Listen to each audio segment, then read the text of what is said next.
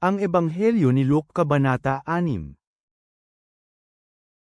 Ngayon ay nangyari na sa araw ng pamamahinga, si Jesus ay naglalakad sa trayguhan at ang kanyang mga alagad ay nangunguha ng mga uhay, ang mga ito ay kinikiske sa kanilang mga palad at kinakain ang mga butil. Ngunit sinabi ng ibang mga Pariso, bakit kayo gumagawa ng isang bagay na labag sa kautusan na gawin sa araw ng pamamahinga? Sumagot si Jesus sa kanila na sinabi, hindi man lamang ba ninyo nabasa ang tungkol sa ginawa ni David nang siya ay magutom, siya at ang kanyang mga kasamang kalalakihan. Pumasok siya sa bahay ng Diyos, at kinuha ang tinapay na handog at kumain ng ilan sa mga ito, at ibinigay din ng ilan sa kanyang mga kasamang kalalakihan para kainin, kahit na ayon sa batas mga pari lamang ang pwedeng kumain. Pagkatapos ay sinabi niya sa kanila, ang anak ng tao ay Panginoon ng araw ng pamamahinga. Nangyari sa ibang araw ng pamamahinga na siya ay pumunta sa sinagoga at nagturo sa mga tao doon. Isang tao ang naroon na tuyot ang kanang kamay. Ang mga eskriba at mga Pariso ay nagmamanman sa kanya upang makita kung si Jesus ay magpapagaling sa araw ng pamamahinga, upang sila ay makahanap ng dahilan upang siya ay paratangan na gumagawa ng masama. Ngunit alam niya kung ano ang kanilang iniisip at sinabi niya sa tao na may tuyot na kamay, tumayo ka, at pumunta ka dito sa gitna ng lahat. Kung kaya't ang tao ay tumayo at pamaron. Sinabi ni Jesus sa kanila, itinatanong ko sa inyo, naaayon ba sa batas ang gumawa ng mabuti o gumawa ng masama sa araw ng pamamahinga? Ang magligtas ng buhay o sirain ito? Pagkatapos ay tumingin siya sa kanilang lahat at sinabi sa lalaki, iunat mo ang iyong kamay. Ginawa nga niya at ang kanyang kamay ay nanambalik sa dati. Ngunit sila ay napuno ng galit, at sila ay nag-usap-usap kung ano ang maaari nilang gawin kay Jesus. Nangyari sa mga araw na iyon na siya ay pumunta sa bundok upang manalangin. Siya ay patuloy na nanalangin sa Diyos ng buong gabi. Kinaumagahan, tinawag niya ang kanyang mga alagad at pumili siya sa kanila ng 12, na tinawag din niyang mga apostol. Ang pangalan ng mga apostol ay sina Simon, na kanya ring pinangalanang Pedro, at ang kanyang kapatid na si Andres, Santiago, Juan, Felipe, Bartolome, Mateo, Tomas, Santiago na anak ni Alfeo, Simon na tinawag na Masigasig, Judas na anak ni Santiago at Judas Iscariote na siyang naging taksil. Pagkatapos, si Jesus ay bumaba mula sa bundok kasama sila at tumayo sa patag na lugar. Naroon ang napakaraming bilang ng kanyang mga alagad, ganoon din ang malaking bilang ng tao na mula sa Judea at Jerusalem at mula sa dalampasigan ng Tyro at Sidon. Sila ay dumating upang makinig sa kanya at para gumaling sa kanilang mga karamdaman. Ang mga taong binabagabag ng mga maruming espiritu ay pinagaling din. Ang lahat ng napakaraming tao ay sinusubakan siyang hipuin dahil ang kapangyarihang magpagaling ay lumalabas mula sa kanya, at pinagaling niya silang lahat. Pagkatapos ay tumingin siya sa kanyang mga alagad at sinabi, pinagpala kayong mga mahihirap sapagkat sa inyo ang kaharian ng Diyos.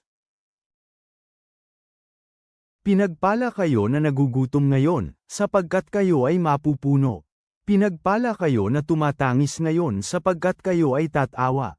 Pinagpala kayo kung kayo ay kinamumuhian ng mga tao at kung kayo ay hinihiwalay at itinuturing ang inyong pangalan na masama alang-alang sa anak ng tao. Magalak sa araw na iyon at tumalon sa galak sapagkat tiyak na kayo ay may dakilang gantimpala sa langit, sapagkat ang kanilang mga ninuno ay pinakitunguhan ang mga propeta sa ganoon ding paraan. Ngunit aba kayo na mayayaman, sapagkat natanggap na ninyo ang inyong ginhawa.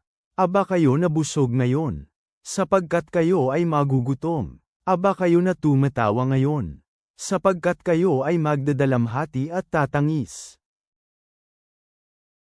Aba kayo kung ang lahat ng tao ay nagsasabi ng mabuti tungkol sa inyo.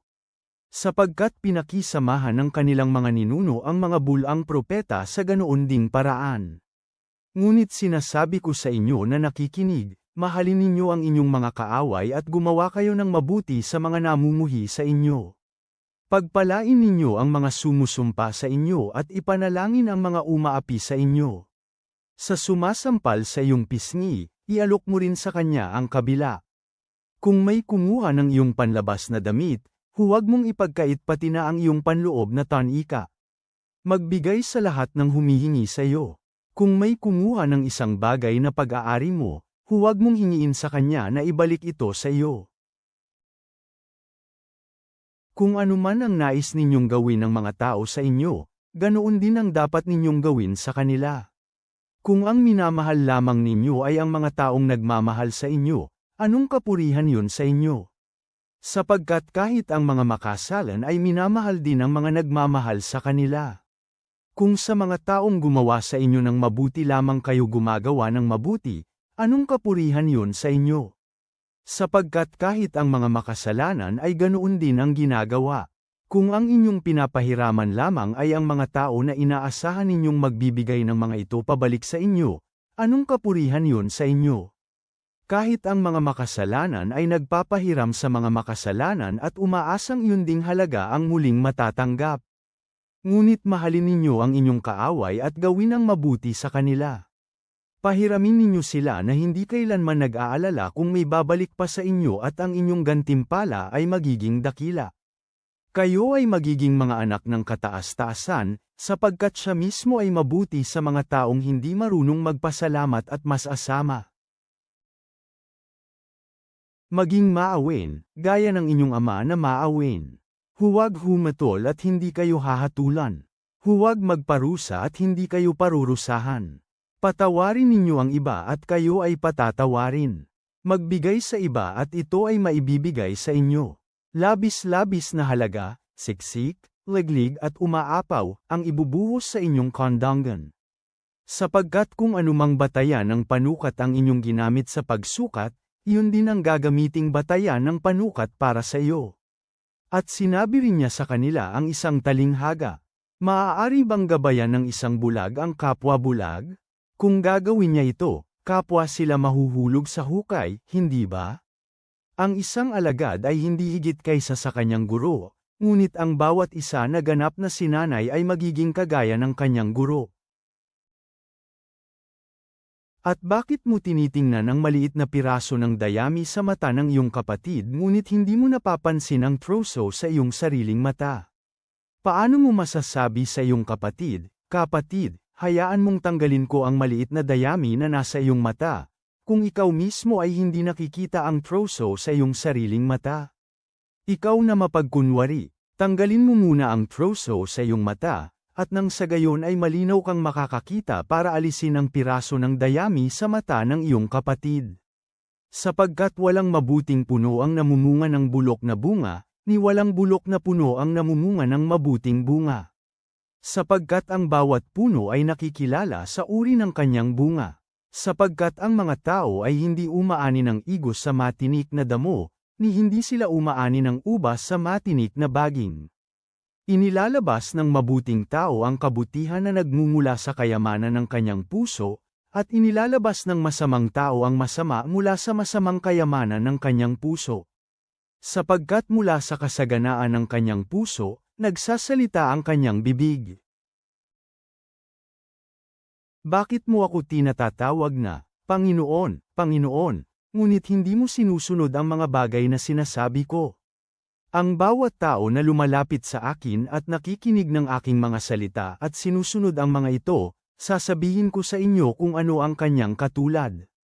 Siya ay tulad ng isang tao na nagtatayo ng bahay, na hamukay ng malalim sa lupa at itinayo ang pundasyon ng bahay sa matatag na bato. Nang dumating ang baha, umagos ang malakas na tubig sa bahay ngunit hindi nito kayang yanigin dahil ito ay itinayo ng mahusay. Ngunit ang tao na nakikinig sa aking mga salita at hindi ito sinusunod, siya ay tulad ng isang tao na nagtayo ng bahay sa ibabaw ng lupa na walang pundasyon. Nang umagos ang malakas na tubig sa bahay, agad-agad itong gumuho at ganap ang pagkasira ng bahay na iyon. Diyos, na nagtuturo ng pag-ibig sa mga kaaway at awa tulad ng Ama, hamanin mo kami sa mga lipunang nahahati na basbasan ang mga umuusig. Itatag mo kami sa batong pundasyon sa gitna ng mga bagyo ng buhay tulad ng kawalan ng katatagan sa pananalapi. Huwag kaming maghusga, sa halip ay magbigay ng sagana. Tulungan mo kaming magbunga ng mabuti araw-araw. Gabayan mo kami sa iyong katotohanan. Amen.